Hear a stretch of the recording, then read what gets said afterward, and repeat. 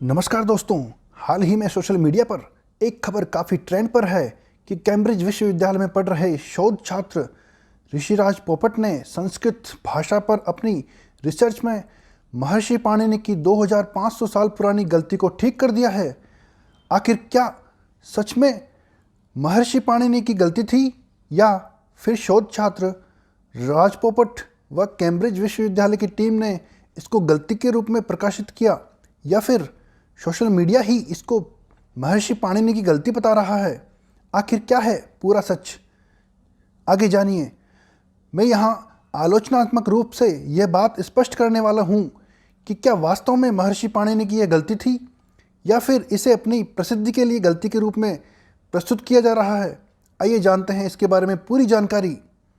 London press से यह खबर जारी की गई थी कि कैम्ब्रिज विश्वविद्यालय में एक शोध छात्र ने अपनी संस्कृत व्याकरण पर एक ऐसा शोध किया है जो कि संस्कृत व्याकरण के जनक महर्षि पाणिनि की गलती को साबित करता है। और लगभग 2500 साल यानी जब से संस्कृत व्याकरण की रचना हुई तब से लेकर आज तक कोई इस बात पर विचार भी नहीं कर पाया। शोध कार्य हालांकि एक अलग विषय है, लेकिन अपनी प्रसिद्धि या सोशल मीडिया की प्रसिद्धि के लिए इसको संस्कृत व्याकरण की गलती बताएं तो यह अच्छा नहीं है। आइए जानते हैं इस न्यूज़ के बारे में कुछ जानकारी। किस गलती पर किया गया शोध? कैम्ब्रिज विश्वविद्यालय में शोध कार्य कर रहे राज पोपट ने we trust discovering the algorithm for rule conflict resolution the in the Ashtadhyayi topic में इस उलझन को स्पष्ट किया, जिन्हें हम इसको कोई समस्या तो नहीं कहेंगे और गलती भी नहीं कहेंगे, लेकिन आगे हम आपको ये सारी बातें स्पष्ट करेंगे। जैसे कि आपको पता होगा कि संस्कृत व्याकरण का मूल आधार ग्रंथ पाणिनि अष्टाध्यायी है। महर्षि पाणिनि संस्कृत भाषा के या संस्कृत व्याकरण के एक अद्वितीय विद्वान माने जाते हैं।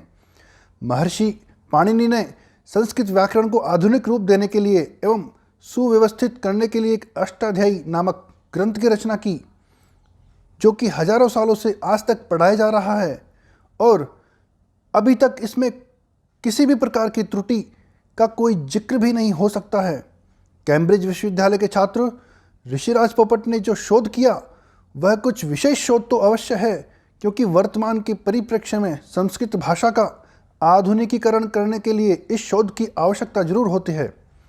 हम आपको बता दें कि संस्कृत व्याकरण में सूत्र दो तरीके से काम करते हैं, एक सामान्य सूत्र और दूसरा अपवाद सूत्र।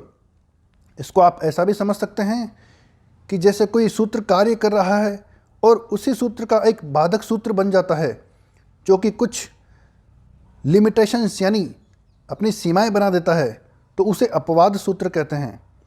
कैम्ब्रिज विश्वविद्यालय में किए गए शोध का विषय इसी पर केंद्रित है। ऋषिराज पोपट ने इस सामान्य व अपवाद सूत्र के नियम को एक कॉन्फ्लिक्ट के रूप में प्रस्तुत किया और इसे निपटने का एक समाधान बताया। हालांकि सोशल मीडिया पर यह एक गलती के रूप में भी स्पष्ट रूप से बताया जा रहा है। कैम्ब्रिज विश्वविद्यालय में ऋषिराज पोपट ने एवं उनके प्रोफेसर वसेंजो वर्जियानी ने इस सामान्य अपवाद नियम को अलग दृष्टि से बताते हुए स्पष्ट किया है। उन्होंने ये कहा, महर्षि पाणिनि एक अद्वितीय विद्वान थे, मैं उनका सम्मान भी करता हूँ और मैं ये शोध कार्य कर रहा हूँ। पाणिनि के मेटा रूल्स सूत्रों को लेकर मैं लगभग 9 महीने पहले भी शोध कर रहा था, लेकिन उसके बाद मैं रुक गया। क्यों? जब मैं पहले इस पर शोध कार्य कर रहा था तो मैं इसमें सफल हो गया, परंतु बाद में मैंने कुछ अंतराल के बाद फिर से शोध कार्य प्रारंभ किया। पाणिनि व्याकरण इतना वैज्ञानिक और विचार की गहनतम सीमा का द्योतक है कि जब मैं पहले इस पर शोध कर रहा था तो मैं बहुत परेशान हो गया था। मुझे किसी भी प्रकार की गुंजाइश नहीं लग रही थी कि क्या मैं यह शोध कार्य करने में सफल हो पाऊँगा। फिर मैं रुक गया और पिछली गर्मियों की बात है, उस दौरान मैंने कुछ महीनों का ब्रेक लिया। मैंने खूब एंजॉय किया, घूमने के लिए गया और तैराकी की और फिर रिफ़्रेश हुआ। उसके बाद मैंने फिर से ये कार्य करना प्रारंभ किया, तो फिर जाकर के बहुत ही चमत्कार हुआ। जी हाँ, जब मैंने दोबारा इस शोध कार्य को प्रारंभ किया, उसके दौरान मैं कैम्ब्रिज विश्वविद्यालय की लाइब्रेरी में पूरी रात सो नहीं पाता था क्योंकि मुझे इसका रहस्य मिल चुका था। यह जो मुझे समस्या सी लगी उसकी गुत्थी को सुलझाने का रास्ता मुझे मिल चुका था। मैं बहुत ज़्यादा खुश था और पूरी रात दिन संस्कृत व्याकरण से संबंधित पुस्तकों का रिसर्च और उनका अध्ययन करने लगा। तब जाकर मुझे लगभग 2.5 साल के बाद इस रिसर्च पर सफलता मिली। ऋषिराज पोपट ने इंडिपेंडेंट के अनुसार पाणिनि ने एक मेटा रूल बताया जिस पर कि परंपरागत रूप से विद्वानों ने हमेशा यही व्याख्या की, समान शक्ति के दो नियमों के बीच संघर्ष की स्थिति में व्याकरण के क्रम के बाद में आने वाला नियम जीतता है, अर्थात विप्रतिषेधे परम कार्यम। हालांकि यह अक्सर व्याकरण की दृष्टि से गलत परिणाम देता है। मैंने इसी गलत व्याख्या को सही रूप में प्रकाशित किया। इसी मेटा रूल की